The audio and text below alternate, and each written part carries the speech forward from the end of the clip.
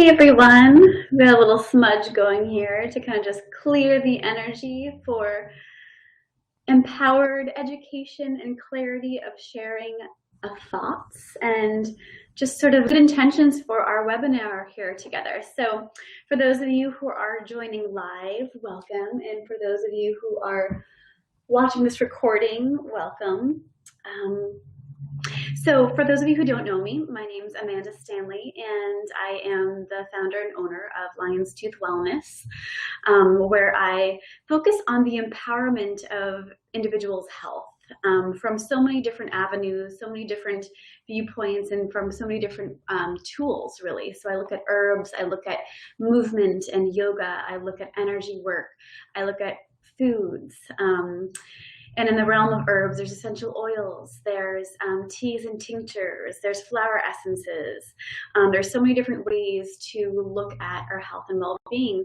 And even in a more broader perspective of health, I look at the mind-body connection and how important our mental, emotional, and spiritual health is. And so by doing these webinars, I hope to instill little pieces or maybe big pieces, depending on if this is a new topic to you or not, sort of infusing you with new tools and new inspiration to take care of yourself, to take care of your friends and family, and feel educated and empowered and confident with these choices.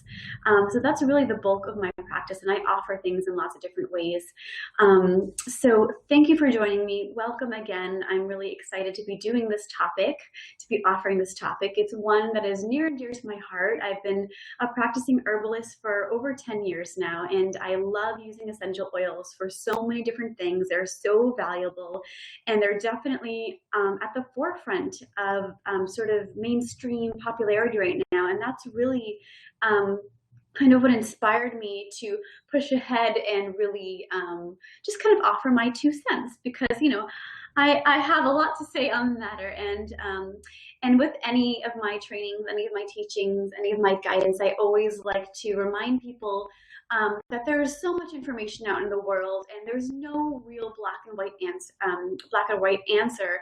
So I encourage you to take with you what works for you, what makes sense to you, what you've experienced, and then if something doesn't make sense to you, if it doesn't resonate, if you're not sure, you know, let it go, or maybe experiment with some of the ideas, and then if it doesn't work, let it go. So this is all about, I just want to offer you my experience, my perspective, and the things that I have been able to study through the years of different trainings and different herbalists and whatnot. So everyone has a different take on all health alternatives, so many different integrative methods. And I'm just here to offer you what has worked for me. So that being said, let's jump on in. So I have a little slideshow going here, so we'll just hop on. So why do I love essential oils so much, and why am I so passionate about them, and why do I use them so frequently with my clients and with myself? Well, I just find them to be so potent and so magical for so many different reasons. For one, and we'll go into this a little bit more in depth, but it is such potent, sort of condensed magic bottled up. I mean, depending on how much essential oil you have used, there is a large, like significantly large quantity of whole herb whittled down into one single constituent in a tiny little bottle. That's pretty powerful. That's pretty profound, that we can kind of condense and carry, like, you know, sometimes fields of plant matter in a single bottle. So that to me alone just blows my mind, just how potent and magical they are in that sense. They're also so versatile. You can use essential oils in so many different ways and shapes and forms, whether it's topical use, whether it is for folks who use them internally, whether it's for stress and anxiety or insomnia, or if it's for aches or pains or cold and flu prevention, or for beauty care, or for stimulating the mind. There's so many different ways to use them safely and effectively. They are incredibly safe when used with care.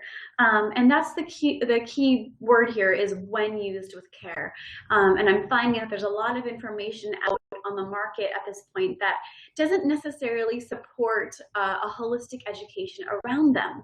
And so I'm seeing more and more sort of reports of unsafe use and maybe even people harming themselves or others with them. They're incredibly effective. They're worth the investment. Good essential oils are not cheap. They really are not cheap. And honestly, they shouldn't be, right? Because they are massive amounts of plants distilled into a tiny little bottle. So you should be able to use them. They should be able to last a really long time because you don't need a lot of them to really have effectiveness with. You can use very small amounts and still get enormous benefit from them.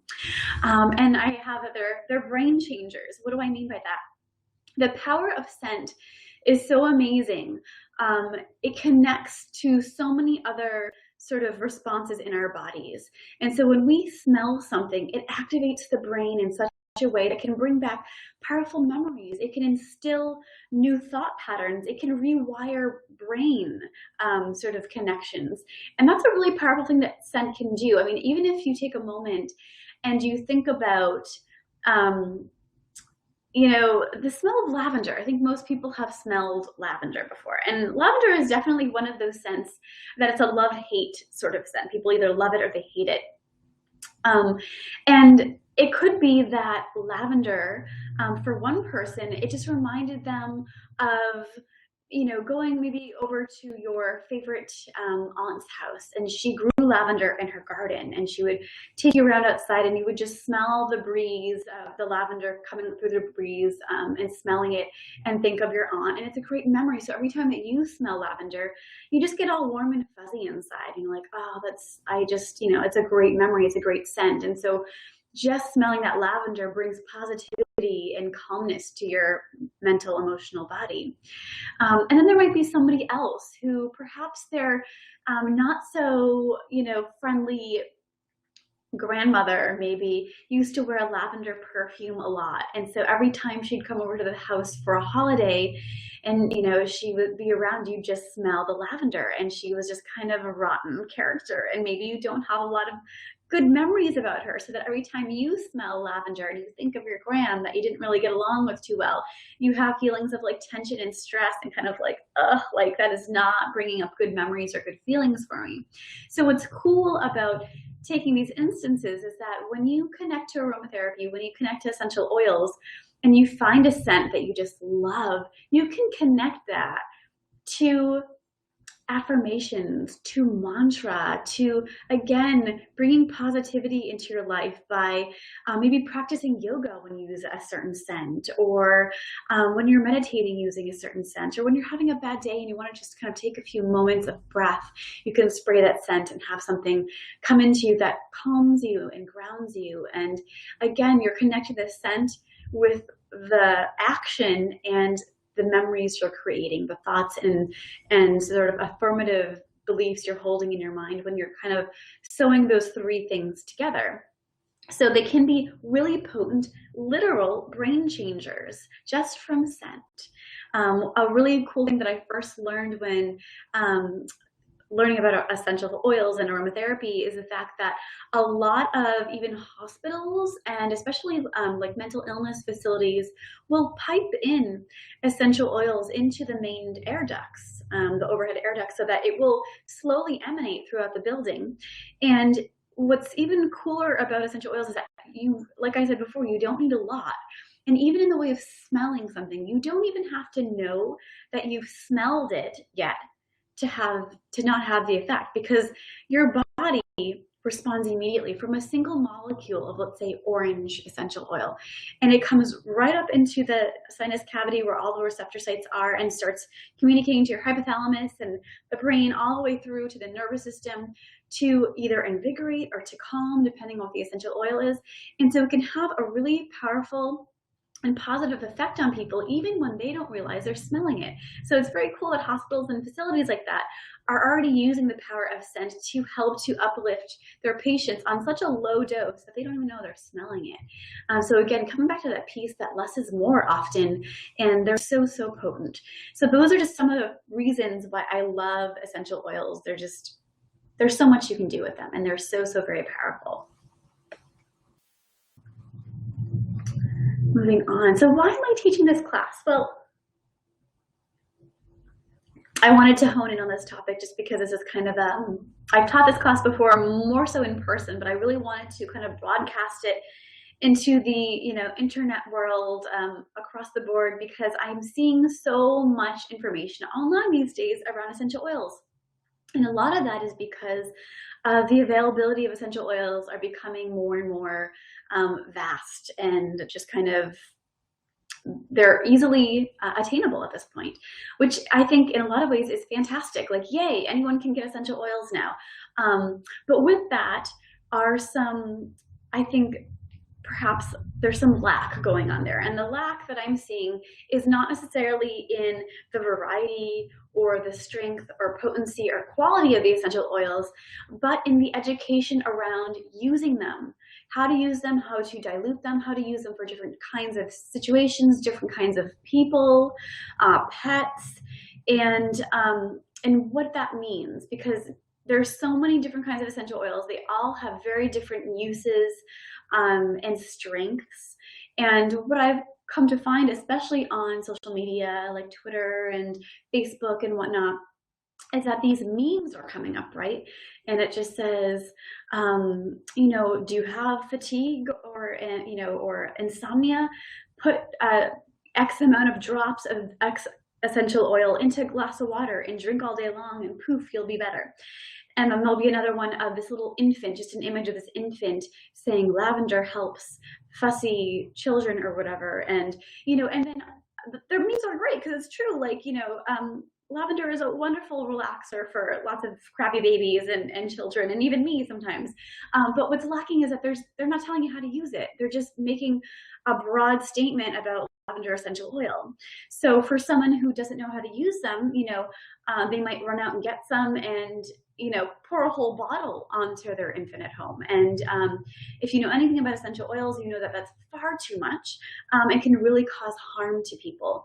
So as much as I'm excited about the excitement and the validation of essential oils being used for so many health and wellness benefits, it is very challenging for me to see that there's not enough information out there for folks to not harm themselves and to have the confidence to be able to use them in a safe manner for themselves and others. There's lots of discussion about internal use and the dilution or not to dilute or to not dilute. And again, I want to kind of, again, I am a little bossy, I'm not gonna lie. Sometimes I get a little bossy around the things that have worked for me because I feel so passionate about them. But I want to, again, just offer you my 2 cents. So take with you what you will, I'll let go of the rest. But this is just, again, my 10 years plus experience. I have a pretty vast amount of experience behind me to kind of stand up against what I'll be offering you. But I want to empower you guys. I want to empower you. I want to give you lots of different tools and just ways to look at and understand essential oil use. And again, instill confidence in you so that you can take what you learned tonight, begin to use it maybe if you haven't before, and then see the benefits and see, what comes out of it. Because there's what you read, there's what you learn from your teachers, and there's what experience. And I think by far what you experience is your best ally and your best guide. So I'm here as sort of an adjunct between what you read in books and what and kind of standing in as a teacher, because I've acquired a lot of my knowledge through my teachers, through lots of books, and then through my experience. So again, take with it, take from it what you will, and but be open to the possibilities. So that's why I'm here tonight. All right, so jumping right in. What are essential oils? They're not like your typical pressed olive oil or sunflower oil or sesame oil. They're not seeds. They're coming from plant material, right? So back in the day, they were actually thought to be the spirit of the plant because you couldn't see necessarily where they were coming from. You would, walk down. This still happens today, especially in the spring around, at least where I am in the Northeast. I'll walk down the street and I'll smell this rich, sweet aroma that, you know, maybe it's lilac, maybe it's cherry blossom. I haven't figured it out yet. And then I look around and I can't spot it quite yet. And then, of course, I turn the corner down a side street and then I see the lush, beautiful white and purple lilac bushes. So essential oils were known as the spirit of the plant because, again, you can't see them. You can just smell them and you experience them through the nasal passages. Because of this, there was an idea, and this comes back to what I was saying about rewiring the brain and sort of connecting to that emotional, spiritual part of health and wellness, is that because they were known as a spirit of the plant, and because it was invisible, because it kind of moved around etherically, it was believed that essential oils could connect us to the divine, to God, to spirit, to creator, whatever you want to call it.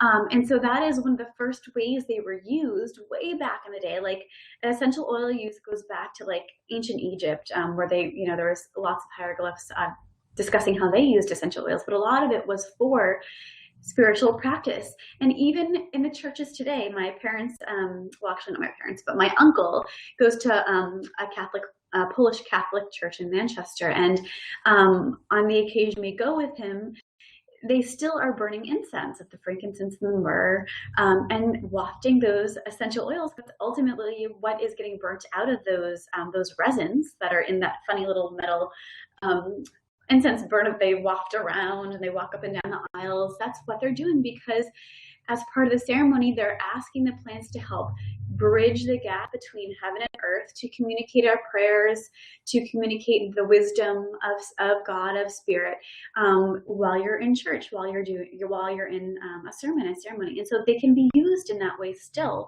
to kind of create that bridge. But what are they physically?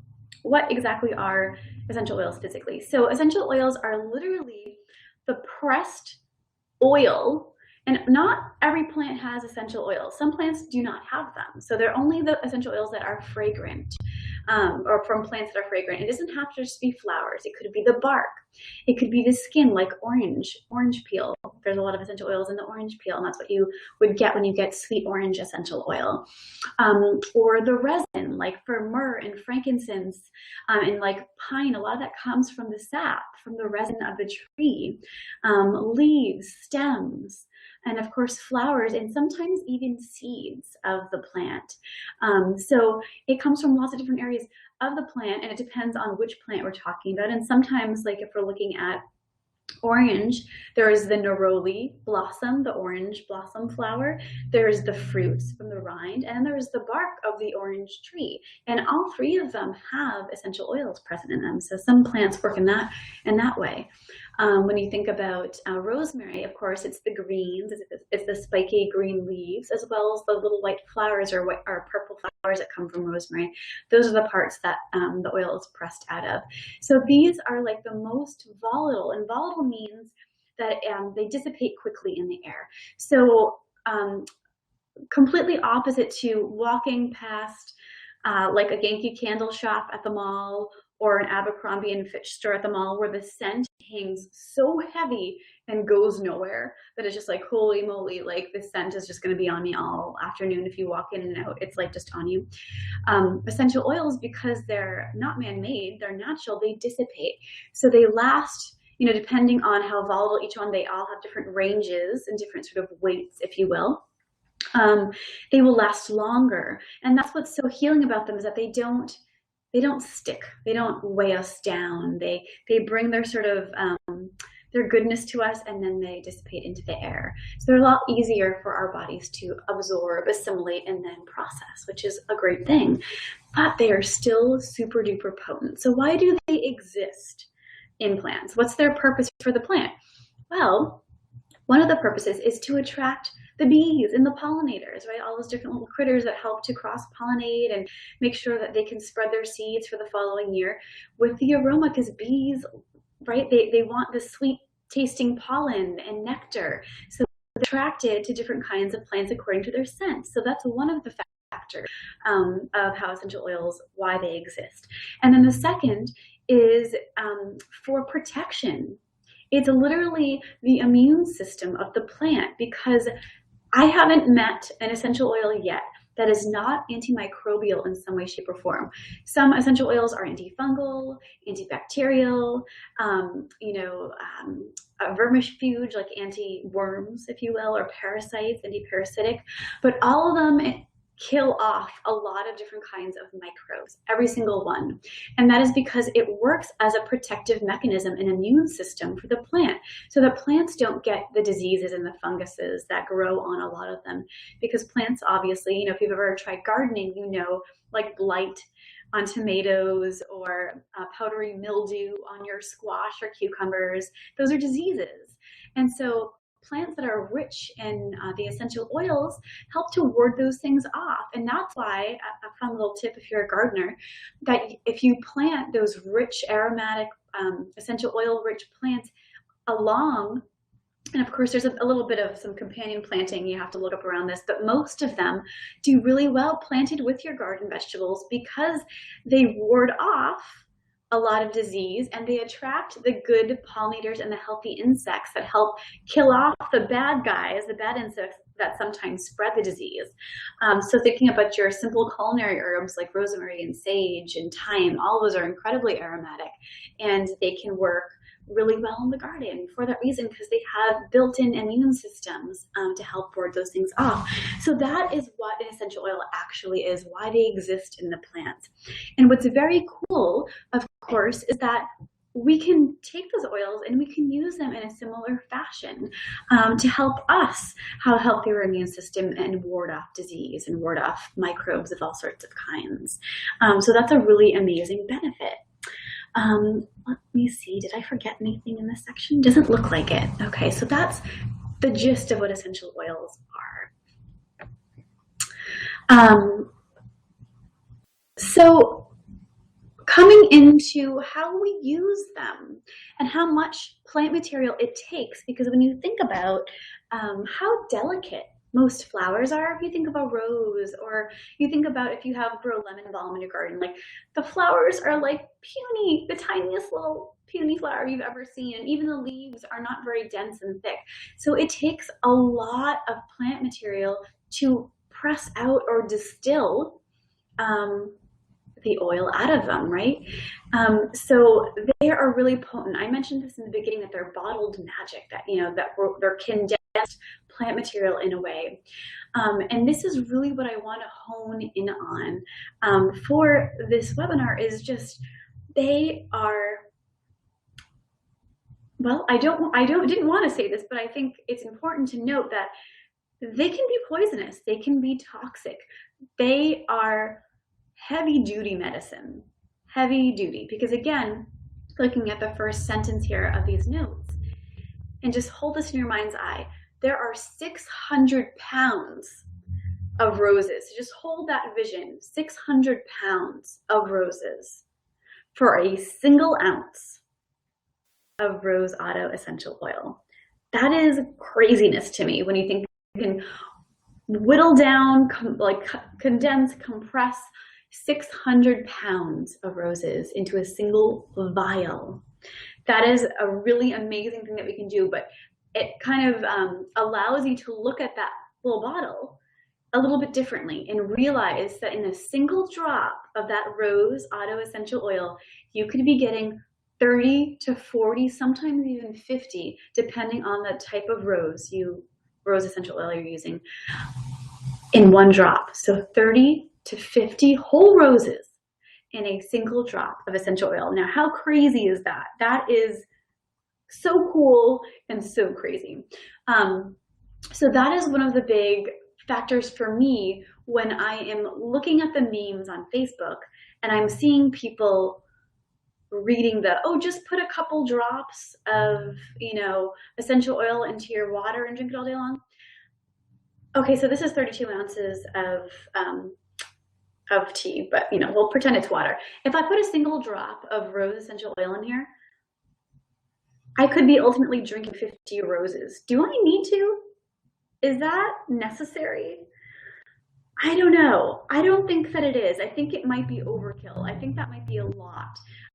for yourself to process. And not only on the internal use, but also the external use. For a little perfume, do you need 50 roses on either wrist for the day?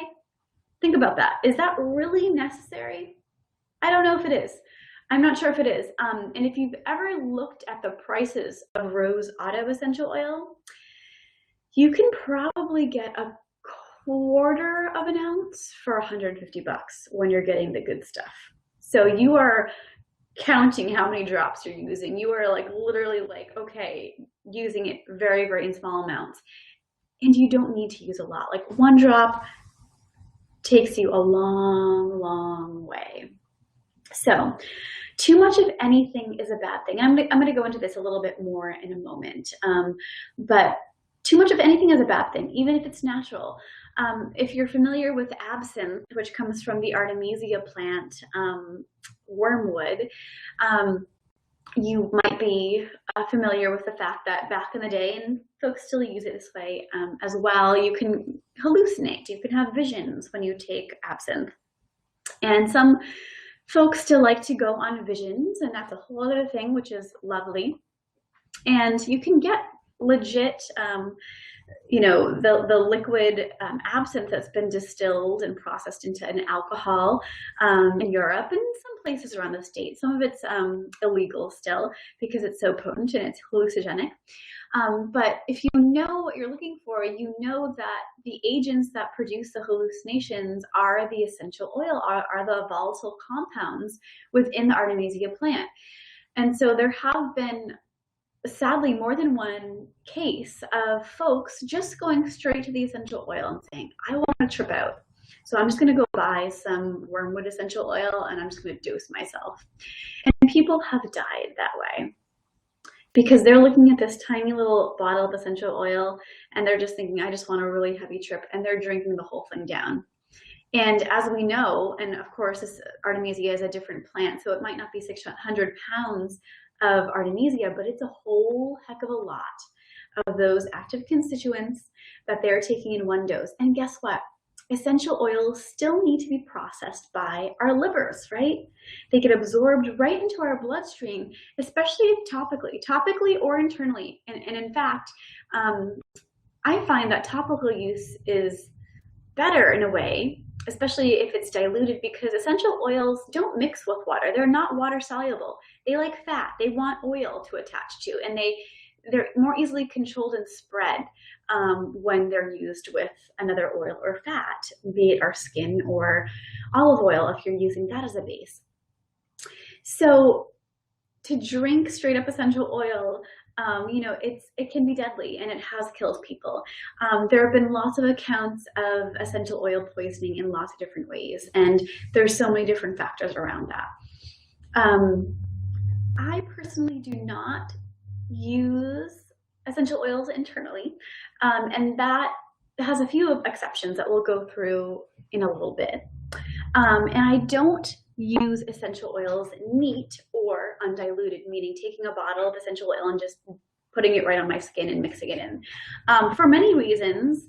And we'll talk about that as well. So those are kind of just like my rules of thumb. And that's not to say that they can't be done with safety and with, you know, correct knowledge, but that's just my choice. You can also save a ton of money by using them with care. If you're just, you know, putting drops straight on your skin, if you're putting them in your water and whatnot, and they might be working wonderfully for you, and that's fantastic. But you could actually do the same thing. You could make a whole bottle of perfume with just a few drops of rose otto essential oil, and it can last you a couple of years, and you can just roll it on and it'll smell just as lovely. You might have to reapply maybe twice throughout the day, but it's still very potent and very effective, and you'll still smell like a lovely bouquet of roses.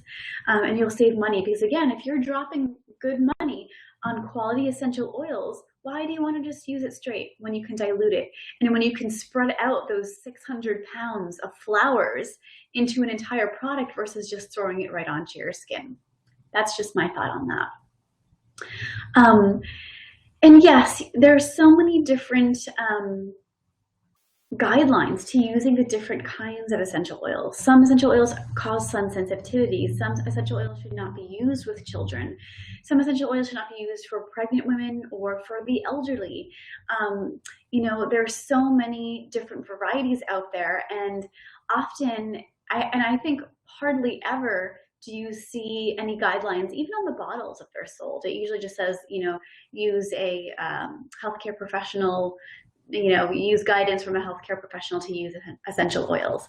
And, you know, most people don't. They just grab it and they read something on the internet, so they're going to go home and use it. And that information, as we know, the internet has great information and not so great information. So you kind of have to whittle through it and know who to trust for that purpose, to, you know, get the good information out there. So as a general rule of thumb for all your pregnant friends out there, and maybe you're pregnant, essential oil use really should be avoided during the first trimester, and that is not to scare you.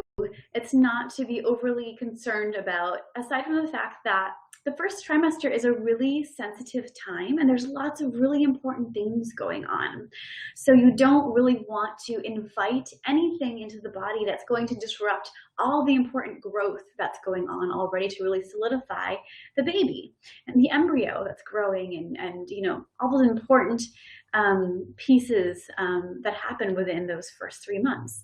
So I always opt to just not use it at all. Now, if you're someone who is pregnant or has kids, you're like, oh my gosh, I use essential oils or the whole thing, like, don't worry about it.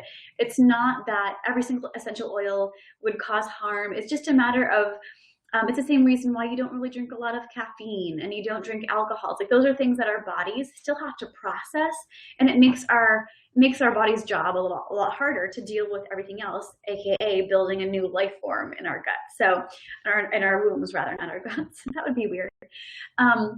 So it's just avoided, and it's a nice rule of thumb when you start to branch out and share maybe some of your essential oil products with other folks, just to kind of avoid that. Just the first trimester is the safest bet. And then essential oils that should be completely avoided during pregnancy are really the heavy hitters, the ones that are just highly potent, even more so because of the constituents they have within them. And again, will just make it harder for the body to process them out when it has all this other important work going on for feeding and growing a baby. And then you can check out the list there. But the resources are a little bit different from book to book, but I find that this list here is the most sort of all-encompassing of all the research out there. Some people even go a little bit more sort of safe, if you will, and different kinds. Actually, sometimes you'll find resources that just say lavender, period. But remember that there are a gazillion kinds of lavenders.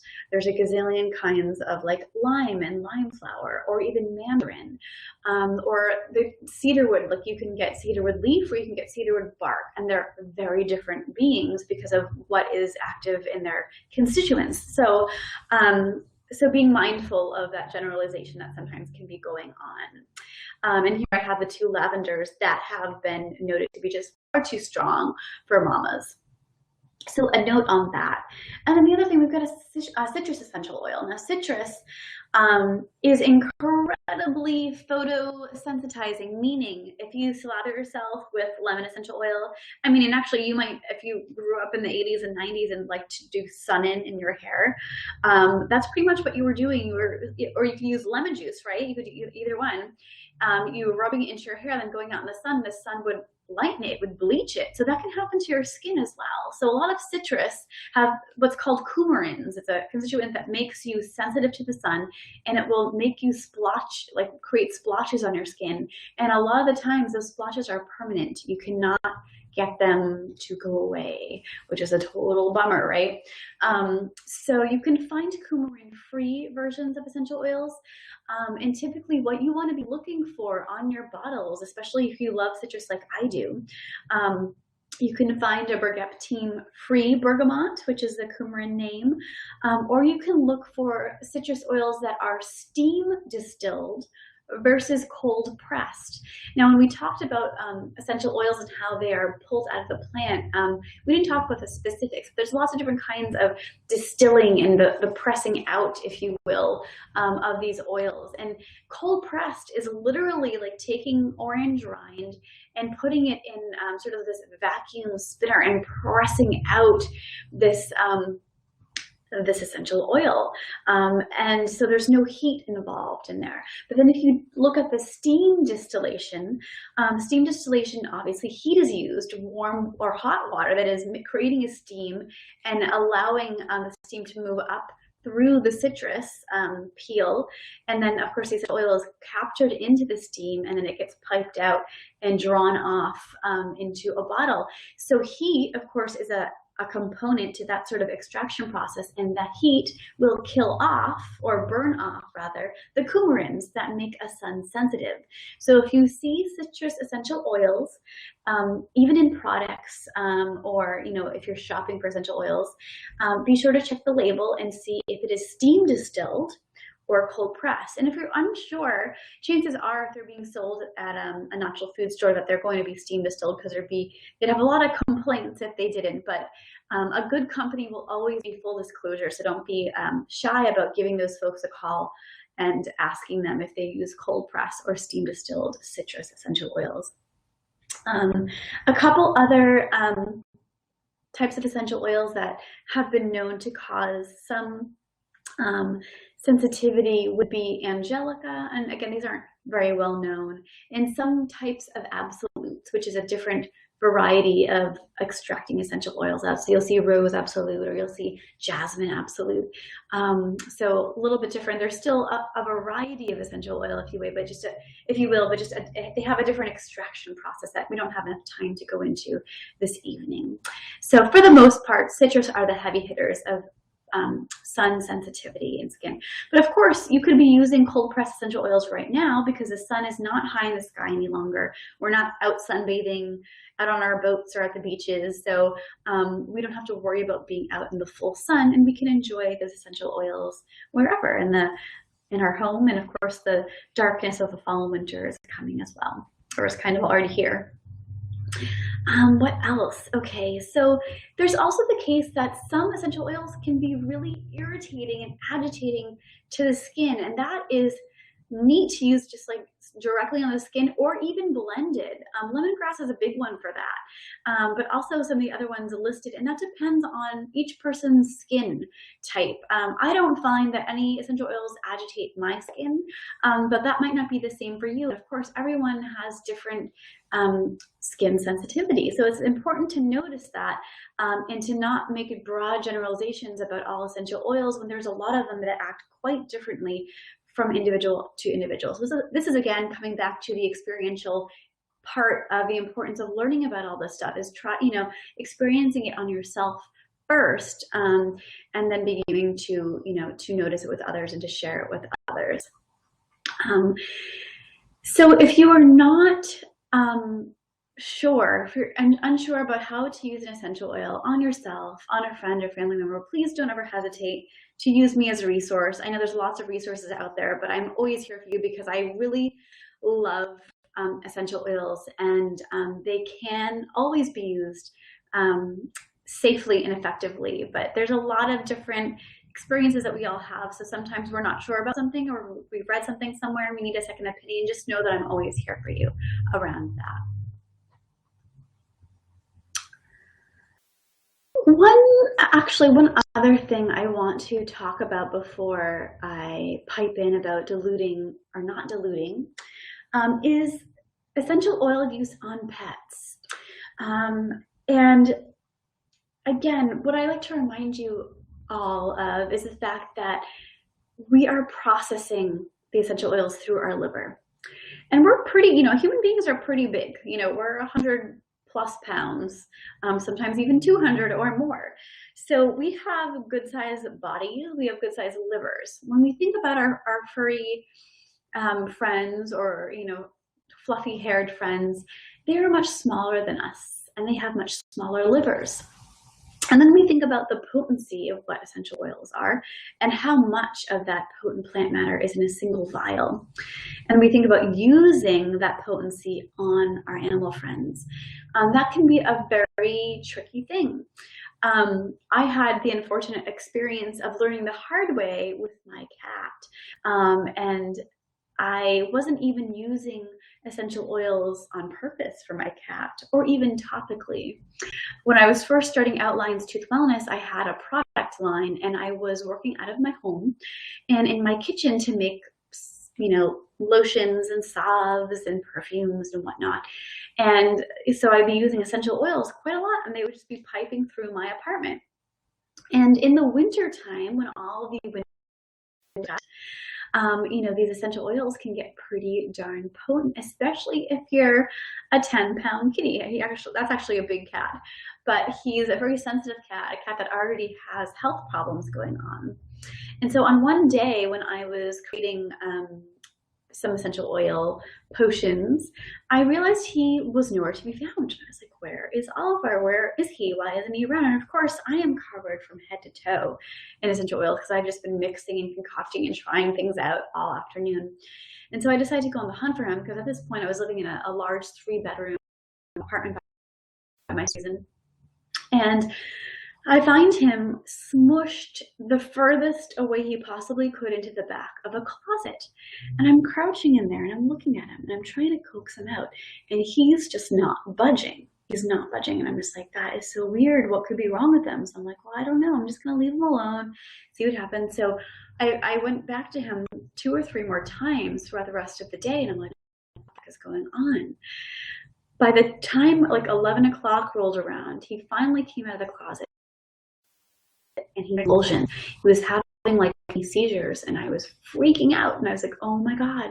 So I called my friend up who was a alternative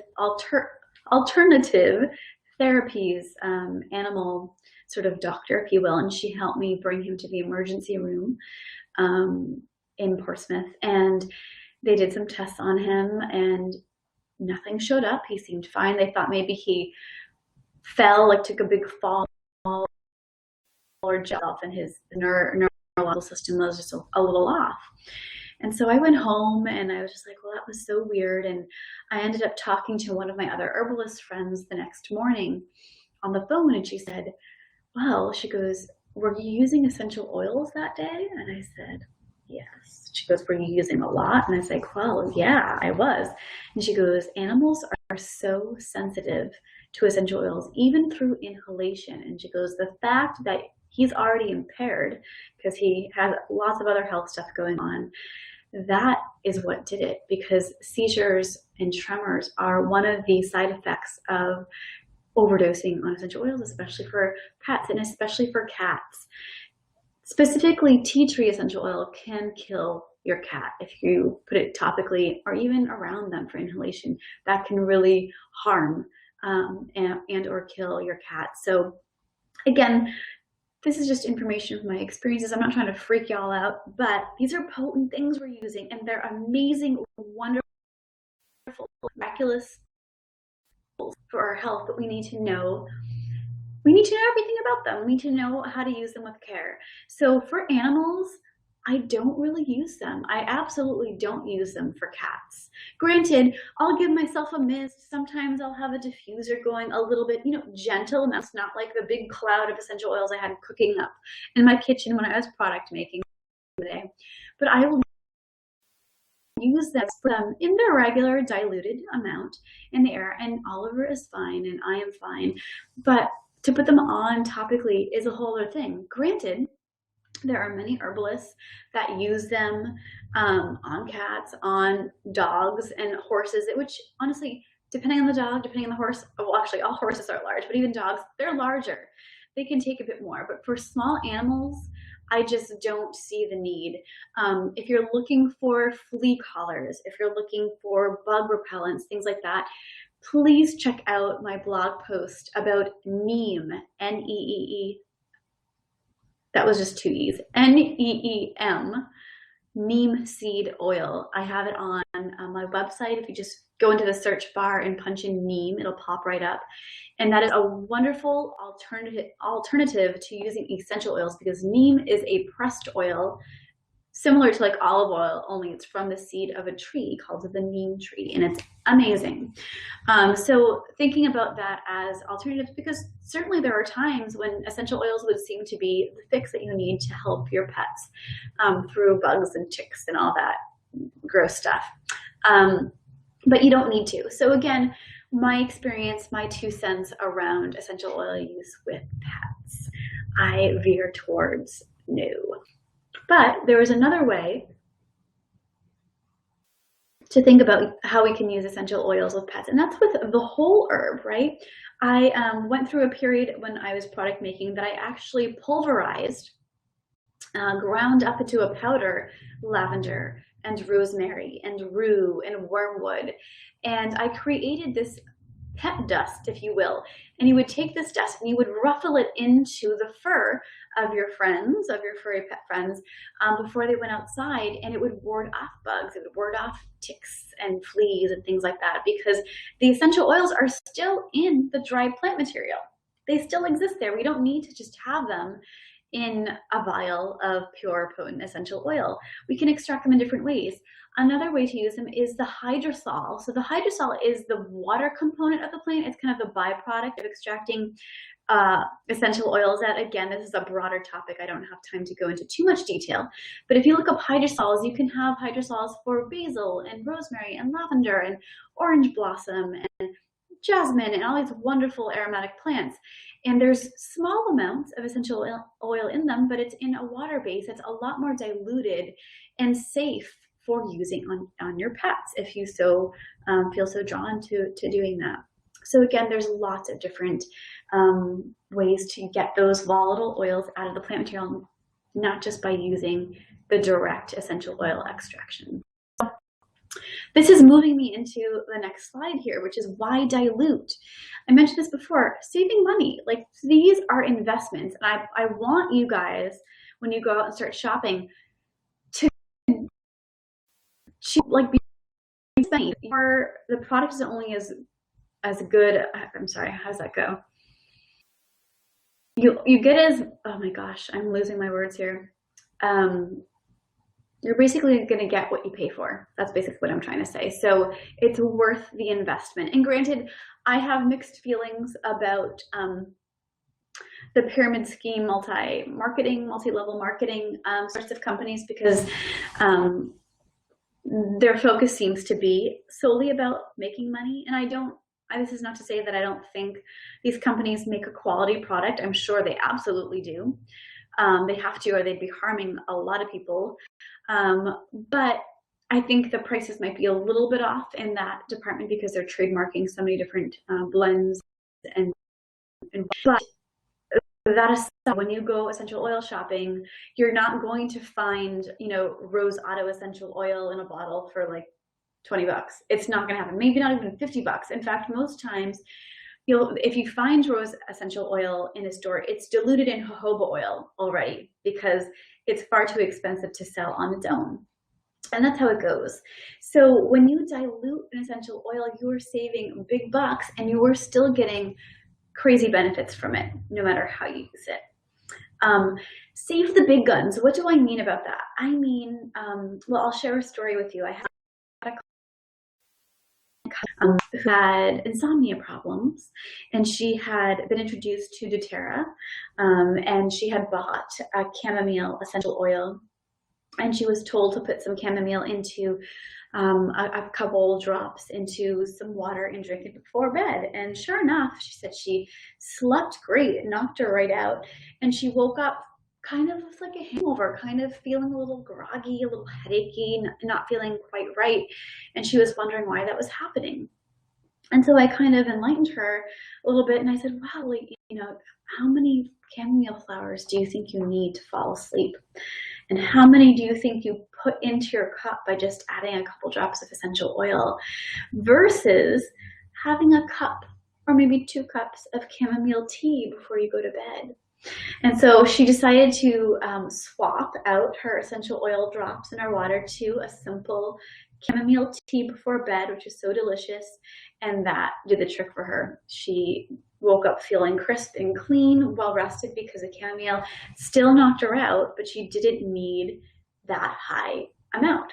So this is the same thing with any essential oil. If you want to be invigorated and have more clarity of mind from rosemary, throw some rosemary in your food or your salad, your soup. I mean, I think rosemary tea might be a little odd as a tea, but seriously, make yourself a cup of tea. If you have anxiety, don't use lemon balm essential oil. Drink some lemon balm tea. Or if you want even a heavier, get the tincture, because it's still going to have some of the, or a lot of the essential oil attributes in there, but it's going to be far less potent because you don't need a gazillion trillion pounds of plant material to give you the benefits. I don't like going for the big guns before you need to, and that is across the board. There's just no need for it. Whole plant medicine is incredibly potent, whether you're doing a tea, whether you're doing a tincture, or maybe for a capsule, though I'm not a big fan of those. Another topic, I won't get sidetracked there.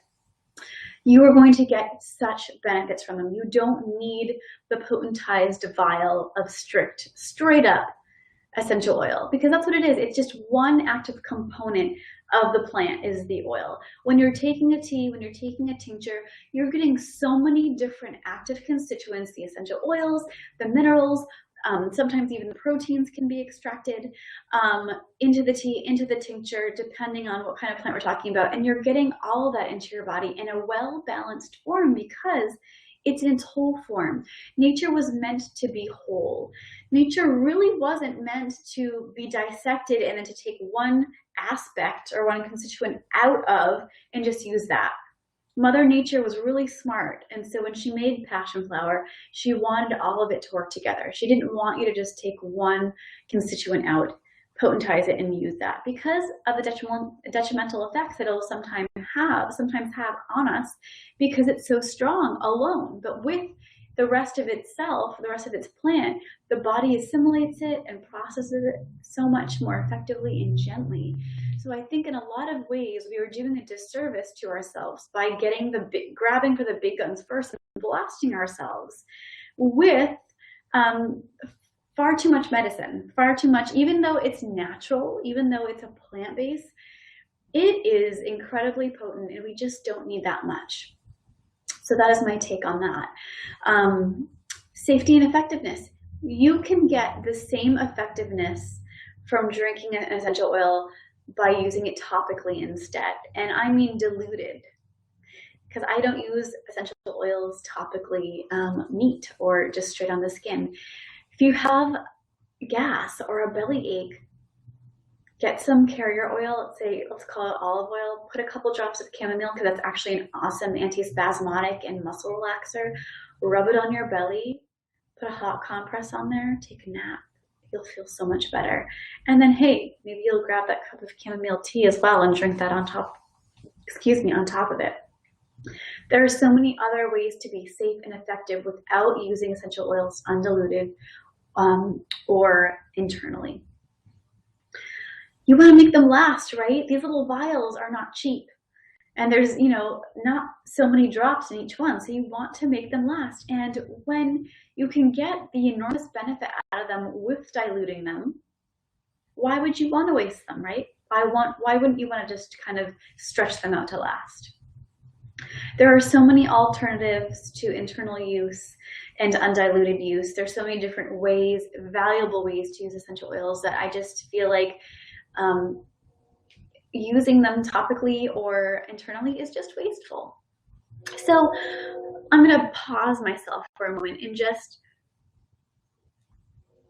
say here that I've studied with herbalists and certified licensed aromatherapists that absolutely use essential oils internally. So that is not to say that they can't be used safely and effectively, but I also know that those same aromatherapists don't go to them first for a cold and flu or for a yeast infection when we're talking about the heavy duty sort of quick fix sorts of applications that essential oils or even whole herbs can be used for. They use them in, sort of specific dire need sort of situations because there are so many steps along the way in herbal medicine to use before we go there. So again, it just seems a little much, but to each their own. This is my method of using them. You might see that you prefer the essential oil use. I will say one more thing about the potency of essential oils here, and that is the fact that, or one of the facts that really about the microbial properties essential oil has, and depending on which one, they will have slightly different attributes, whether it's antifungal, antiviral, and on and on.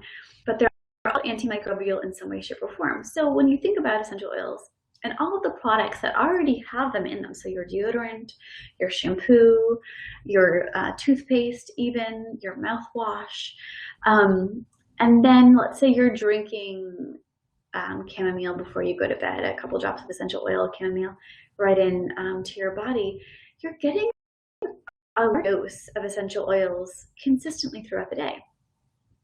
And they have antimicrobial actions on the body, right? And our gut is made up of gazillions of microbes.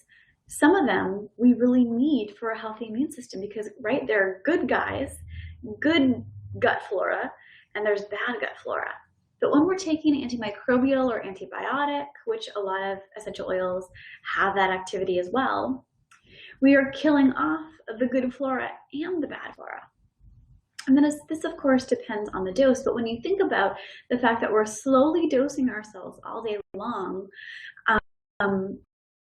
paints a picture around what essential oils could possibly be doing to our bodies, which then brings me full circle to the power and potency of simply using the essential oils diluted on the skin and how that immediately gets absorbed into your bloodstream because it's fat soluble and starts working already without having to actually ingest through the mouth, through the digestive system. It's getting there pretty quickly. If you don't believe me about how quickly we absorb things into our body, do this little trick. The bottoms of our feet actually have the largest pores. And so if you have a clove of garlic in your kitchen, go ahead and grab it. Take that clove of garlic and just rub it on the bottoms of your feet. And about 5 to 10 minutes, you will taste the garlic on your mouth, on your tongue. And that is how quickly those essential oils start getting absorbed and spreading throughout the entire system to start working on whatever you're hoping for them to work on. So kind of just keeping your mind around potency. I'm really just, if you hadn't noticed, I'm really just trying to hone in on the power and potency of these essential oils and how wonderfully magical they are. But just being mindful of how much we feel we need to dose ourselves with them. I think that's the most important piece. So there are some exceptions that I absolutely partake in. Floss. Floss is one of my favorite things to use essential oils with. I'll buy some cheap waxed floss from wherever that's unflavored, and then I will take a few drops, maybe like 1, 2, or 3, because the thing with floss is that it just add a little bit more because it will evaporate pretty quickly sitting in your bathroom closet. So I'll probably put like 3 drops of like tea tree or maybe cinnamon or maybe peppermint onto the spool. So I'll pop open the spool, put the drops on, and then close the container back open, or back closed rather. And it's lovely because again, it helps to calm inflammation, kills all the bad guys that might be hiding in between your teeth. And of course you're collecting all of the plaque and tartar, flushing that as well. And the essential oils are getting into your mouth in small amounts. And then you can rinse with cold water, and that almost creates a little bit of a mouthwash with the essential oils still floating around in your mouth and adhering to your gums and tongue and cheeks and whatnot. So that's one of my favorite ways. And then cough drops. I do make cough drops, and I put a very small, I'm talking like maybe 1 or 2 drops to an entire batch of my cough drop recipe, just as an extra flavoring agent, because I do find that when I powder, let's say ginger or peppermint in a cough drop, that sometimes it gets a little bit too like chalky and can kind of collect in the throat, making it a little bit more irritated. So sometimes I'll use an essential oil instead, but in very small ratios. I do not, I have not used essential oils neat or directly on the skin for burns, athlete's foot, or acne, but lots of folks have. And it is safe for certain essential oils. So lavender is a wonderful burn remedy. Tea tree is a wonderful acne and antifungal remedy. So it could work for either one there. And it is, you know, again, it's still super duperly potent. So I don't know that you need to blast yourself with it. Some people use tea tree almost like, you know, witch hazel wash on their face, which I just think is, whoa, heavy hitting. But these 2 essential oils can be incredibly effective and safe for the neat topical use of. So certainly if you feel drawn to doing so, those guys for sure are safe ones to use for that.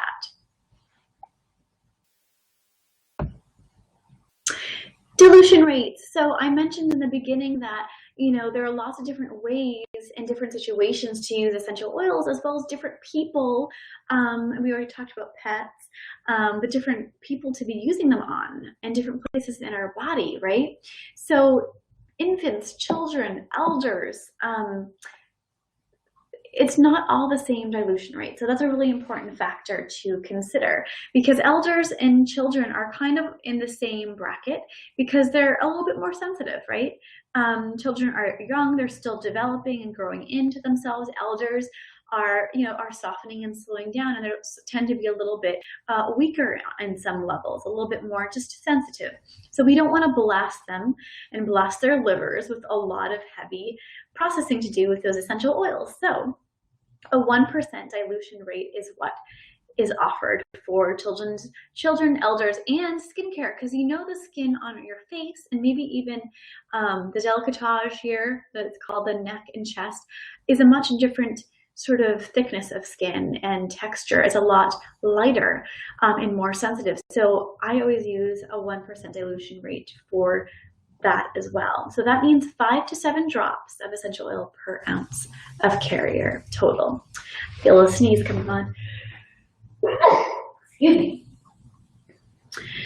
And then we have the 2% dilution rate. So the 2% dilution rate is pretty much the average dilution rate. So for healthy adults, for general products or whatever you might be making, lip balms, lotion, salves, whatever, adding them to unscented shampoo or body scrubs, 2% dilution rate is for the everyday cosmetic use. 4% dilution rate is for really special purposes, like chronic pain for like massage use, or a compress, or a really strong perfume that you just put a little bit on your wrist or here, it's not like you're bathing in it. That would be the 4% dilution rate, because it is the most potent form, other than using it neat, for essential oils. So that would be 20 to 24 drops of essential oils. And that is my rule of thumb. You'll see slight variations in different texts and whatnot, but that is pretty much the basic sort of spectrum of dilution rates and for specific purposes. So when we're talking about diluting, what do I mean? What kinds of, actually I'm going to skip to, oh, where did I go? Oh, here we go. So essential oil carriers. So what are we diluting into? So carriers can be lots of different things. I typically use oil because, like I mentioned before, essential oils are fat soluble, so they blend the best way in oils. And this is one of the opportunities to check out mountainroseherbs.com is a fantastic site for all things herbal. They're a really great sustainable company, and they're really like health conscious and environmental conscious, so I love them for that. But they have a blog that has fantastic recipes for pretty much every recipe under the sun that you could want, whether it's lotions or balms or lip balms or deodorant or shampoo, toothpaste might even be on there, that they can offer you recipes, which is a carrier really for your essential oil. So whether it's a lip balm, whether it's a salve, again, any sort of base is your carrier. So I have some oils offered up here on this list, and I always like to use the unrefined, unheated oils because oils themselves are incredibly rich in vitamins and minerals that we can often absorb through our skin. We can't absorb all of them through our skin, but we can absorb a good amount of these nutrients into our skin just through the carrier oils alone. And of course, they all have different ratios of heaviness to the skin, jojoba being the lightest and the closest to our skin sebum. So that goes in the smoothest and absorbs most quickly. Then grapeseed to apricot to almond to coconut, getting a little bit heavier. Rosehip is especially lovely for anti-aging properties for the face. Then sesame gets heavier, avocado even heavier, and then olive. And actually avocado is probably the heaviest. Olive is next to sesame in that realm. So I kind of have them listed almost from top to bottom, from lightest to heaviest in there. And I really love blending them as well for your particular skin type, because we all have different skin types. So it's a really nice option to do that. And you can use any of these. I know a lot of them can be used for culinary purposes as well, and sometimes that feels funny to be using cooking oils on your skin, but that's the good stuff. You want to be using the natural, unheated, untreated, good old cooking oils on your skin, and often you'll find a lot of them not in the health and body section, but in the cooking section to get those good quality oils. So don't be shy about buying straight up cooking oil to be used topically on your skin.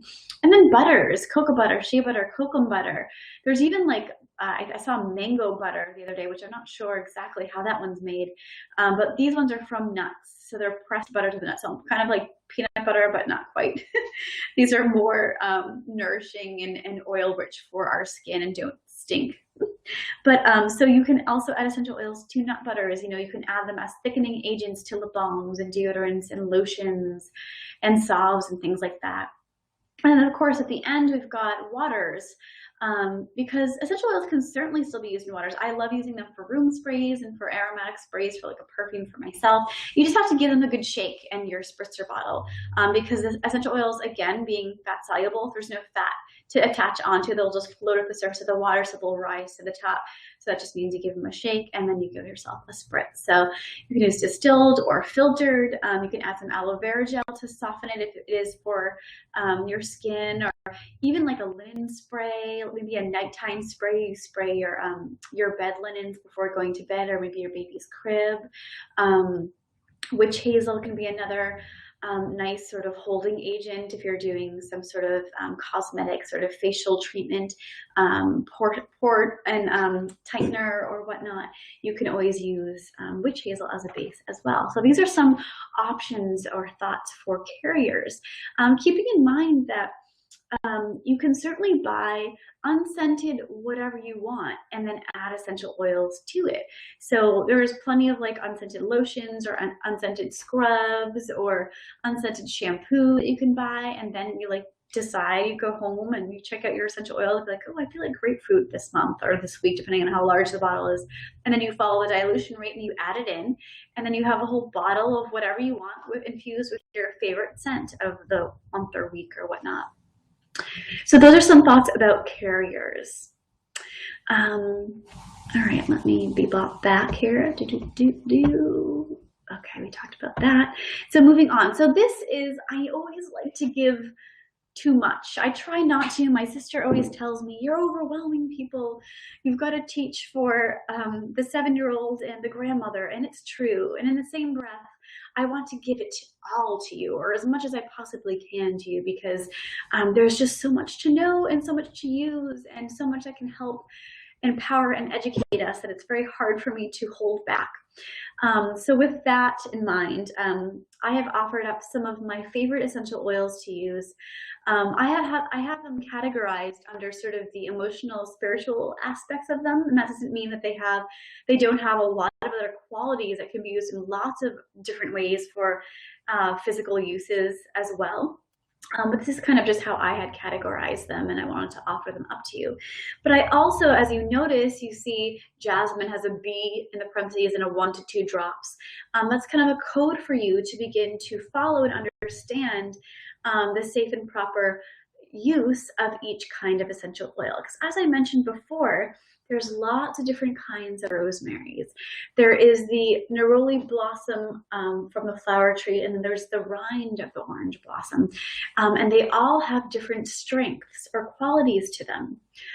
So for instance, when I said that the dilution rate for let's say it was like the 2%, the all-purpose use dilution rate was about 10 to 15 drops per ounce. And let's say you have eucalyptus and you're making a room spray, and you put 10 to 15 drops of eucalyptus in that 1 ounce spray bottle. That's a really potent, heavy duty room spray. And do you know why? Because eucalyptus is very, very solid in what it's called a base note, or its strength. Its blending strength is what it's called, or its blending potency. So eucalyptus is a base note. It is strong. It is potent. You don't need a lot of it. So if you look down the list at eucalyptus, where is it? Eucalyptus. Okay, so it's in the second grouping of invigorating, stimulating, and clearing. We have T, which means top note, but its blending factor is very high. So I actually kind of got mixed up in the terminology I was using here. Eucalyptus is powerful, but its note is high. So it's similar, and actually a lot of these guys in the middle list are similar to that. They have they're invigorating, they're stimulating, they are joy promoting. So you think of those uplifting scents that are more stimulating to the mind and clarifying to the mind. So the citrus, basically any of the ones that I have listed here. So many of them are top notes because you smell them, they kind of hit your nasal cavity, they hit your brain, and then they're gone. They don't last a long time. But the sort of weight of the essential oil, the sort of punch, if you will, when it really hits you, relates to the quality of how many drops you need for 1 ounce of water if you're using it for a room spray. So for eucalyptus, it's a top note. It has that sort of higher ethereal quality and dissipates on the more quicker side of things, but its punch is really heavy. It's deep. It goes deep. It is strong. It has strong blending factor. So let's say you put 10 drops of, mistakenly, of course, put 10 drops of eucalyptus into a 1 ounce bottle and 5 drops of lavender. That lavender is not going to come through so well because eucalyptus is that potent and has a very strong blending factor, a strong presence in itself, and it outweighs the lavender. So lavender will get lost. You'll smell a little bit, but not as much. So that is what these sort of guidelines are showing you. So jasmine, B, means it's a base note. That means it has a lot of staying power in your blend. And it also has a very strong blending factor. So you only need 1 to 2 drops per full ounce of whatever you might be using, whether it's a tin of saw, whether it's a spray bottle. Sage in the second column there, second grouping, is a mid note. So it kind of hangs out a little bit longer than the top notes that dissipate more quickly. And its blending factor is also in the middle there. So you need a little bit more there. You need 3 or 4 drops per ounce for whatever blend you might be doing. And then you have something like, let's see, let's do a top note. So why can't I find the top notes? The T's are vanishing. Oh, okay. Well, we talked about lavender already, but lavender, even though it's not a citrus, it's a little bit lighter. It's a top to mid note, so it's a little bit in the middle there. And it dissipates a little bit more quickly. So for lavender, you need 5 to 7 drops per ounce. So I offer this to you not to confuse you with top, mid, and base notes and blending factors and all this, but to also I don't want to confuse you, but I do want to offer up information that will be helpful for you when you go shopping for essential oils and when you start to concoct and blend things and dilute things into some of the things you might be playing around with. Because I don't want you to put 15 drops of eucalyptus in 1 ounce and then spray it all around your house, because really it's far too potent. You know, it's far too much for anyone in the house to really need for microbe busting power. And also you're wasting your money because you just don't need that much in a 1 ounce bottle. Maybe in a 30 ounce bottle, you could do that and that would be fine, but you really don't need much. So hopefully that is clear to you and understandable here. So again, the B, T, and M are the top, mid, and base notes according to how quickly they stay in the air. And then the drops per ounce relate to how potent they are in their blending factor. And they relate to how many drops pertain to 1 ounces. So 1 ounce only. So if you have 2 ounces, that means if lavender, you would put 10 drops for 2 ounces, but we're talking about per ounce. So all of these rates are for a single ounce here.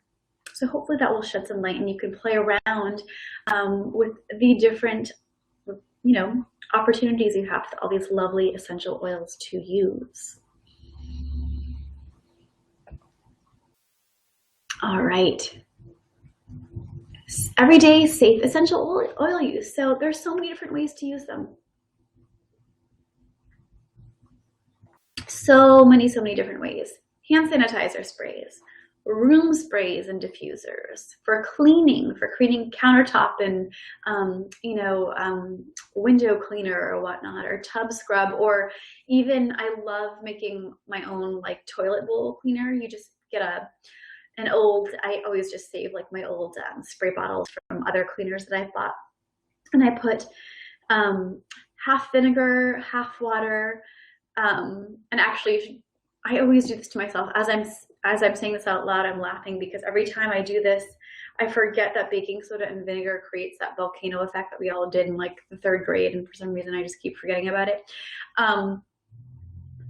So I do, how do I do it? I feel like I do it in a way that prevents the volcano from happening, but now I can't remember. But usually, don't quote me on this, you might create a volcano in your sink, so make sure you're combining this in your sink. So you can do just plain water if you want, but I like putting baking soda, water, and vinegar, and then adding my essential oil blends to scrub the toilet. It works really, really well because you've got the greenness of the baking soda, and you've got the germ-killing agents of the vinegar as well as the essential oil, and it smells so great because of whatever essential oils you use as well. And again, across the board, essential oils are microbe fighters. So go with what you enjoy smelling the most, because it's going to be doing a good job cleaning no matter what.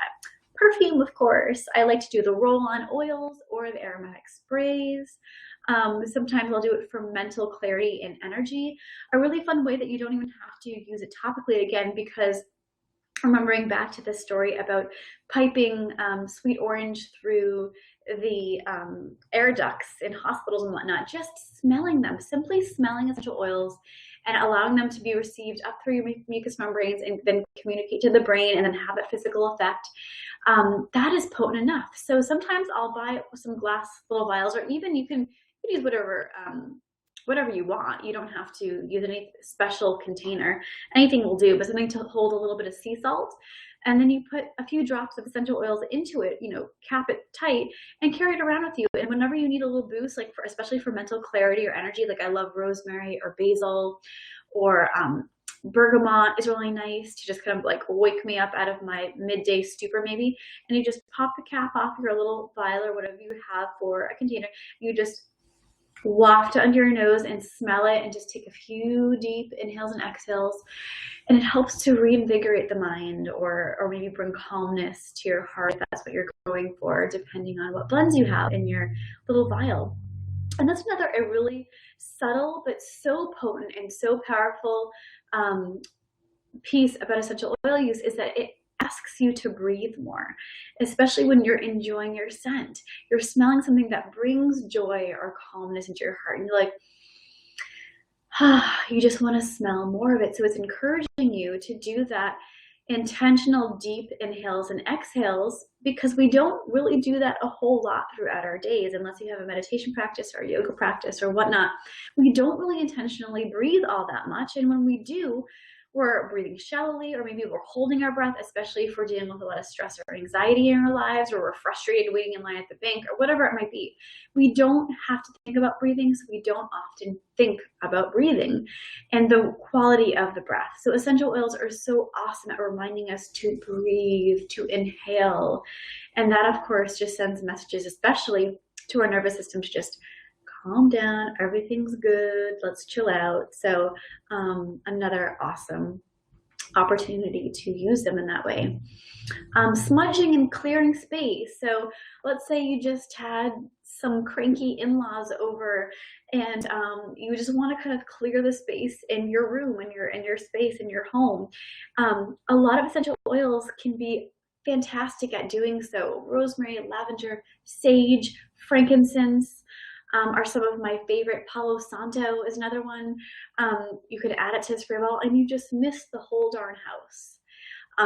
Add some Rescue Remedy flower essence to that, which is a whole other topic, or Yarrow Environmental Solution flower essence, which is awesome too. And flower essences are another topic, but if you know about them, please go ahead and add them to your blends, because they're a nice adjunct to that space clearing, energy grounding, to kind of just shift the energy, dispel what's not needed, and kind of empower the room back to its natural state after people left. Because honestly, we all know, I'm not hating on the in-laws, we all have our own stuff, and we all have energy that we bring to situations. This could happen, when you're having a stressful day at work, you can spritz. People will just think you're doing a room spray and not even know that it's for space clearing as well, because it's a double whammy there, getting both. You can use it for so many different instances before your meditation practice or after. I like to carry one around me all day long, just to have to ground my energy. So smudging or clearing with essential oils works really, really well.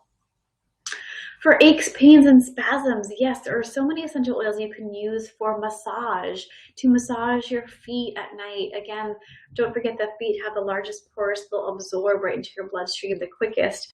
But your whole body, make a nice little lover's massage blend with your honey, and treat each other. Excuse me.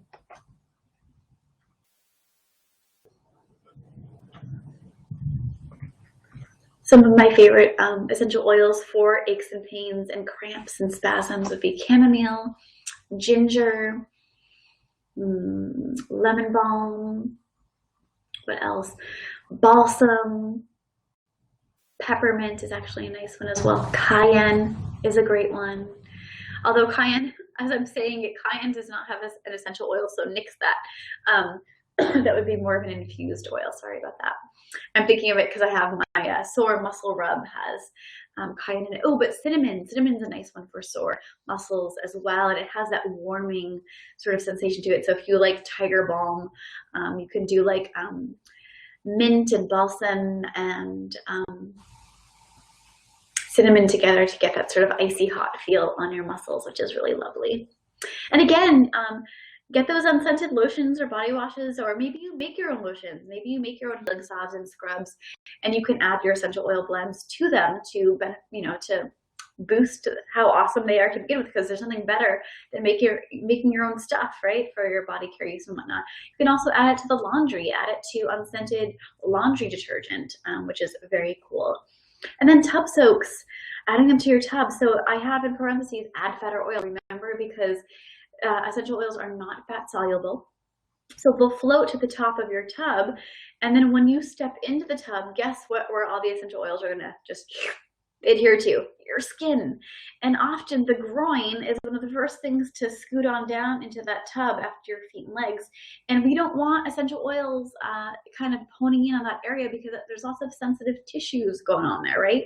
So my suggestion to you would be to put a couple splashes of oil of any kind, even yogurt or splash of milk, which sounds funny, but is very softening to the skin, so don't be weirded out by it, just to mix into the water, to soften the water, and to give that fat, the agent of fat, to the water so that the essential oils can blend more fluidly and they're not just all attaching to you in one spot.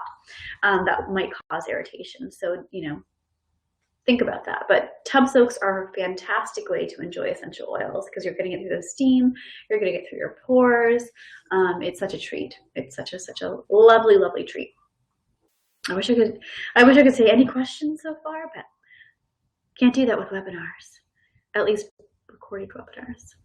All right. We talked about essential oil carriers. Okay, so here I have some of my favorite top secret Lion's Tooth Wellness recipe blends, and these are some of the recipes that I used to sell wholesale and retail for many, many years with lots and lots of love and support, and I just kind of let them go. I do still make special batches here and there, but so I'm going to share with you some of my favorites, and they can be used in pretty much anything, any which way you'd like. So when I was talking about scrubs and salves and sprays and smudges and tub soaks, you don't have to follow any particular guideline of where you put your essential oils into, what modes of application you decide to use. These, bear in mind, are specifically to topical use. So I'm sure you've already mustered, guessed that I'm not talking about internal use for these essential oils from my standpoint. Not that some other herbalist or company might be giving you similar recipes, but these please just keep on a topical basis. That's how I intend them to be used. So Lullaby Baby, as the title might kind of already tell you, it's for calming babies and children. It's wonderful used as a linen spray or a room spray, but you could also make it into like a little foot rub or something like this. And granted, all these blends are measured per ounce at a 2% dilution rate. So if you were going to make the Lullaby Baby, room spray and crib spray is awesome with this rate.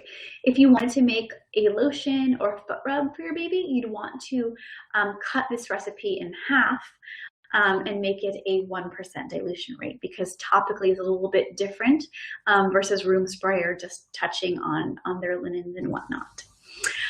So lavender, Roman chamomile, again, paying attention to when you go shopping for essential oils. There's lots of different kinds of chamomiles, well, not lots, there's two predominantly, and Roman is the one that you want to be using. German's a little bit more potent, a little bit less sweet smelling. And then Atlas cedar bark, another lesson here. I bought Atlas cedar leaf by accident, and whoa, is that a different smell. Not a pleasant one in my opinion, but the bark is so sweet smelling and so grounding. So that's my Lullaby Baby blend. Yes, hangover blend. This really does work. I love it. It's a great one to rub into like a foot rub before you go to bed, or even across your stomach and your liver, which is like right under your ribs on the right side here, to help detox, because these essential oils help to invigorate and give you energy to kind of make it through your day, but also help your body to flush out some toxins. So we've got peppermint and grapefruit, juniper, and rosemary, and it smells really nice. Germaphobe, this is my favorite one to literally make your own hand sanitizers, because let's face it, I feel like this country is kind of germophobic. We overly cleanse ourselves and whatnot. And the thing about hand sanitizers is that when you flip that container around, you read the ingredients, there's so many ingredients in there, and half of them you can't pronounce, which is just no good, right?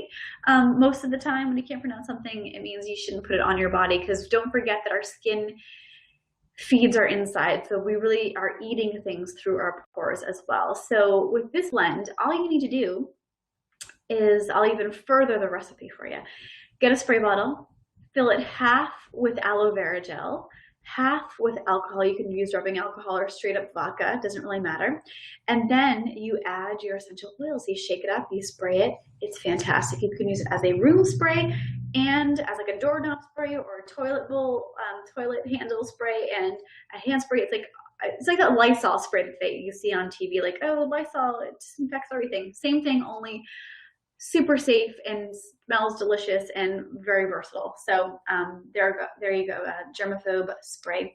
Dreamweaver. This is one for relaxing yourself to dreamy land if you have problems doing so. Marjoram and bergamot, a really grounding but pretty magical scent blend there. Again, you could do a roll-on, a foot rub, a spray. Maybe you can add it to your tub, a tub soak before you go to bed. Lots of different ways to use it. Bug repellent. This is one of my favorite bug repellent recipes. I love using bug repellent with either witch hazel as a base or oil. Like especially like, and this is where you can tune back into those different kinds of oils that have different sort of absorption rates. The jojoba, again, being closest to our skin, so absorbing the fastest. But the thing with using oil as a bug spray base is that it stays on longer.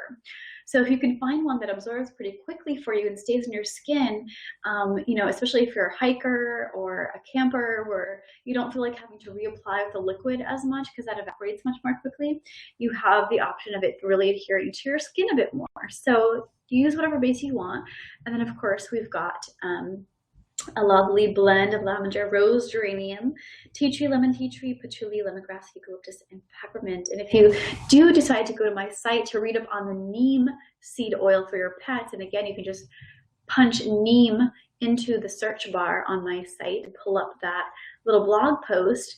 That is also an awesome adjunct in addition to your bug repellent. So you could actually put a couple drops of neem seed oil in there as well to help your blend out. So again, these recipes are all pertinent to a 2% everyday use adult dilution rate, multi-purpose. Okay.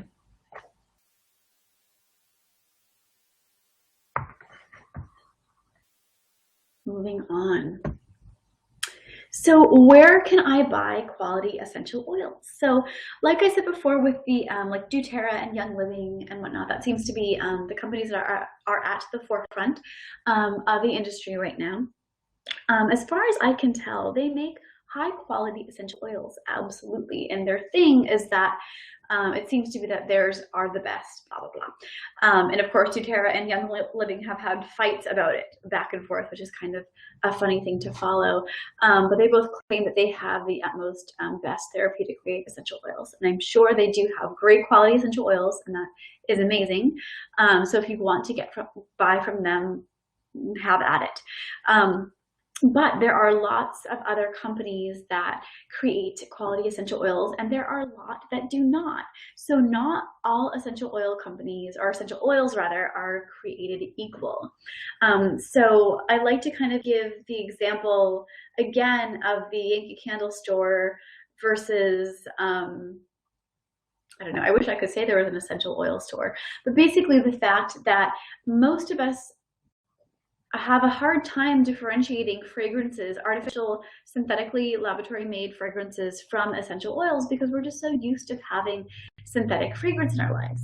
So an easier picture to paint would be like tea rose or honeysuckle or lilac or a lot of times orange blossom or let's see, like moon goddess and like the queen of the night, like those blends that you find at some of those, what I like to call like the hippie stores, which I love, but sort of those fragrance balms they often have are exactly that. They are not essential oils, they are fragrances. So the ones that I mentioned in the beginning, like the orange blossom, although that is called neroli and you can find it, it's one of the highly expensive essential oils to use. So you will not be finding it for sale at Walmart in a aromatic spray or at any of those hippie stores. So honeysuckle and jasmine and even you know, the tea rose, lilac, Some of them are possible to find, like lilac is possible to find, but again, like they're super duper rare because it takes so much plant material to make them that they're either incredibly expensive or just like you can barely find them or you can't find a good source for them. So these guys are a sure sign that you're buying a fragrance and not an essential oil. So that's kind of some tips about quality there. So being wary, again, I have some listed in these notes here: lemon balm, rose, jasmine, neroli, vanilla, sandalwood. Those all exist in essential oils, but they should be incredibly expensive. And I'd be really surprised if a retailer shop sold them unless they were diluted in the store already and being sold that way, because they are just too expensive to carry. And most people aren't going to want to drop 50 to $100 on a small vial, but maybe not. Most essential oil companies will be completely open to you asking about the quality of essential oils, where they're sourced, how they're made, their chromatography reports, which are basically the breakdowns of the quality and the components of their essential oils. And they will have them, if not listed on the website, available to you if you're curious and you want to read up on the chromatography. So be asking about those things. If you come across companies that are new to you, you're not sure about, these items should be very clearly listed somewhere on their site that they're available to use, because chromatography reports are very expensive to run. And but if they're a good high quality essential oil company and they're large scale, they should absolutely have them available for you, at least talk to you about them. What else can I say? You'll be able to begin to kind of train your nose too. The more you work with essential oils, you'll be able to notice ones that are contaminated, if you will, because a lot of companies will actually put extender chemicals into a quality essential oil to make them last longer, and so that they can get more money off of them, selling them with the extenders blended in. But that is not something that you want to be using on your skin, or certainly not internally used through a glass of water either. So you want to be mindful about that. So be sure that you just kind of stick to what you know, ask questions. They should be full disclosure always, and just trust good resources around that. And like I said, again, doTERRA and Young Living are certainly high quality essential oils. I do find that they're slightly more pricey than most essential oils are pricey to begin with, but I will give you a list of some of my favorites in a moment. I think it might be the next slide. Let's see. Yes. So, so before I introduce to you some of my favorites, which of course are listed right in front of you here, I wanted to talk about a really important conversation that I had with a student of mine and a woman named Jessica Ring, who owns Ring Botanicals. I hadn't met her before, but it was a conversation. All this talking is making my throat get so dry. Chatty. Jessica Ring, yes, about the environmental impacts on essential oil sales and essential oil production. And it was something I hadn't heard of before. I hadn't really sat down and thought about. And of course, environmental, the earth, the nature, Mother Earth, like, is such an important factor to me, and important. It's everything, right? It's where we live. And I always take that into consideration for all the herbs that I use and how I wildcraft sustainably when I go out and dig up my medicine, and whatnot. And one of my students brought up this fact that a lot of these large scale companies, especially like, I'm sorry, I know I'm doing the pointed finger a little bit, but the large scale companies that are selling essential oils in mass quantities are also monocropping for them. So that means, like when we talk about monocropping more so with the agricultural industry of like monocropping wheat and corn and soy and cotton and all those things, where we're taking large masses of land, clear cutting and creating farmland and only growing one thing. And that's not good for anybody living on this earth because we need diversity. Biodiversity is so important in every aspect of its meaning. And so when we're monocropping things, it is environmentally not sound. And you can look up monocropping and essential oils and read a lot more about it because I can't go into the entire topic here, but basically it messes with the natural state of the earth, basically, and the fact that we're trying to control a landscape specifically for one crop. It invites a lot more disease, it invites a lot more problems. And again, you know, we kind of forget that we are an integral part of this web of life, you know, so what we do affects everything else. And when we try to control nature for farming, and granted, you know, I do it in my parents' backyard, we have a little farm, we're trying to cultivate things that don't normally grow there and whatnot. But when we do that on a large scale, it really can affect the whole in a negative manner. And especially when we're doing it for essential oils, which are being mass produced and sold in large quantities. And it takes such large massive quantities of plant matter to get the essential oil and then to sell it to folks. It creates a bit of, you know, wreaking havoc on our Mother Earth here. So Jessica Ring wrote this beautiful beautiful message to me revolving around that, because I reached out to the herbal community and I was like, man, like I'm feeling so heavy after reading this article, you know, about monocropping of essential oils. And, you know, I love using essential oils so much, but what does this mean? And do I want to support them anymore and whatnot? And I was feeling really heartbroken because I love them. I love using them. You know, I love using all herbs, but essential oils have a very special place in my heart for the mental emotional aspect because of, again, that rewiring of the brain mechanism I was talking to you about and how much they can just really positively affect the spirit. And so Jessica Ring, who I was connected to through an amazing herbalist, Jim McDonald, Google him if you don't know about him, who is, and she calls herself in the group of people who do this work, artisanal distillers. And they are small scale distillers who basically work off their land, grow small areas of plants, or even sustainably go out and wildcraft, wild harvest plants to then bring home and distill essential oils out of. So they have, you know, their own stills at home, which is pretty amazing. If you've ever looked up stills, they're gorgeous. And what a science project it is to make your own essential oils at home. I encourage you to look it up. It's very cool stuff.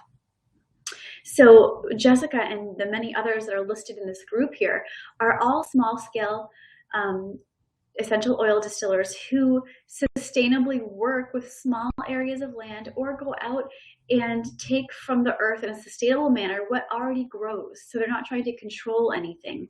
And so they make these small, amazing batches of essential oils. And granted, these companies listed here are not going to be the companies that have hundreds upon hundreds of different kinds of essential oils, but they're going to have really unique, potent little, you know, offerings from their area of the world or from the country, and made with love and intention. And I think there's so much more magic and beauty in supporting that sort of work when it comes to essential oils than it is supporting large scale companies that maybe aren't working with the earth and or the people working for them in a sustainable manner. You know, I'd rather support the small time folk, right? You know, just like support your local farmer and your local community and your local artisans. We want to support the small scale, local, more local anyways, essential oil distillers as well. So I fell in love with Jessica and her company, Ring Botanicals. She has this really amazing line of perfumes that are just like literally just pure magic. Like you read the description and it's like a poem about all of the love and intention and just crazy plant potency that she has in her perfumes. So I encourage you to check out her site and her Etsy page and whatnot. And then along with these other fellows and ladies, they're all a little bit different. Some of them have specific, like one essential oil that they do, or a handful, or from certain parts of the world. They're really unique. And I think that's even cooler, is getting the really almost sometimes exotic, unique essential oils in, because they're not as mainstream and they can have a lot more I don't know, potency in them for working on the mental, emotional, and spiritual level. And these people are such craftsmen and such sort of masters at their work that they are dying to answer your questions on how you can use them and what their constituents are and their active properties and whatnot, that these are the people who are so open to want to have a conversation with you about essential oils and how to use them. So I encourage you to check out these folks first, the top of the list here for quality essential oils. And then I have my favorite large scale companies that are absolutely do their best to be sustainable and fair trade minded with all of their interactions around where they get their essential oils, who produces them, where they're produced, where they're getting the plant material, organically or wildcrafted sustainably. They're very, very picky about all of these things. So I highly recommend, especially the stores, Anatolian Treasure, Mountain Rose, Nature's Gift, Lichen Wood Herbals, Floracopia are my top picks. And then retail brands. Oh, I have it listed twice. That's funny. I didn't mean to do that. So the retail brands, and that's kind of in a pinch, right? When you're in the store, you just want a few things. Oshadi is definitely the top of the list if you see that brand. And then Windermere is good, or Acacia is pretty good. Now, brand, I just don't like them for much. I think they're pretty low quality. They're kind of bottom of the barrel. But if you need to in a pinch, like for like lavender or tea tree, or the really like easy peasy essential oils that are typically not messed with as far as the companies that add extenders into them, then I would trust them for that. But otherwise, they're kind of like, if you absolutely cannot find anyone else, now is okay. But I don't really trust them. They're not a company that really produces quality products across the board. So those are my go-to companies here. Let me see if I can't remember if I have another slide. I don't. So that was my gist. Let me pop back to the beginning for my info. I just want to make sure that I got everything out that I wanted to for you guys, and I believe that I did. I hope that gave you a lot of great information to feel more confident and certain and excited about using essential oils more in your life. There's so much to be done with them. This is literally just scratching the surface and really honing in on the safety issues that I just see coming up around a lot of the new and exciting essential oil companies that are out offering folks this really potent, wonderful medicine that I'm very excited about. But my hope is that just more people are looking into the safety around them, because it doesn't really take much to do a Google search and see all of the essential oil traumas that have happened to people, not just from drinking them, but just for using them in the wrong manner. And what breaks my heart inside, being a integrative practitioner and lover of herbal medicine, and especially essential oils, is that these uneducated folks and uneducated companies, or maybe educated companies that are just choosing not to educate the people that they are selling to or providing information for, are giving integrative therapies kind of a bad name. Because when you are offered a way to use a medicine but not really given the fine details and enough guidance to do so with care, you can harm yourself and you can harm others.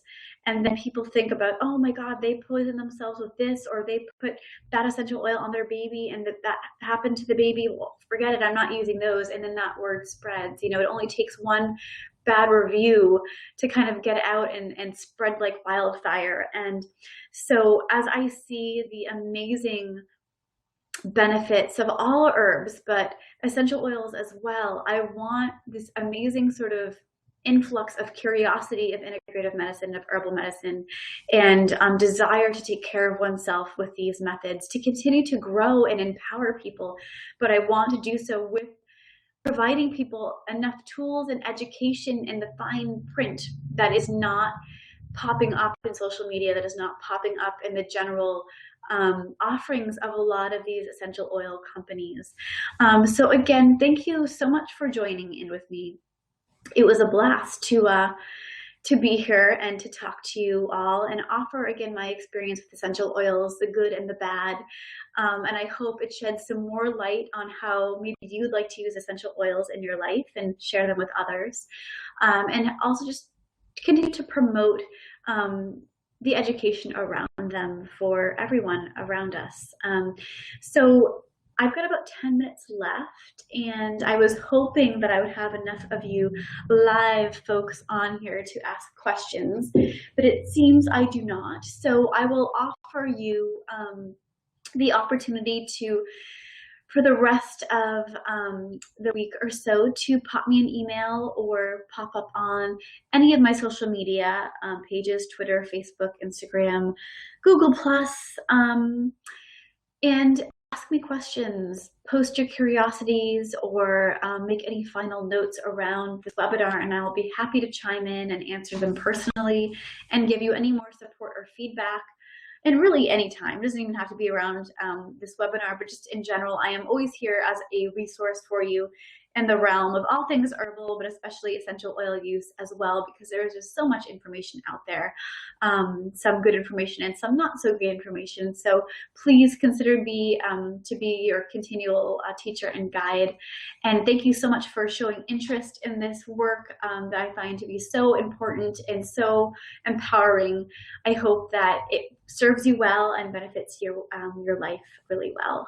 So have a beautiful rest of your evening or day, and I look forward to connecting with you in another way in the future. All right, thanks again.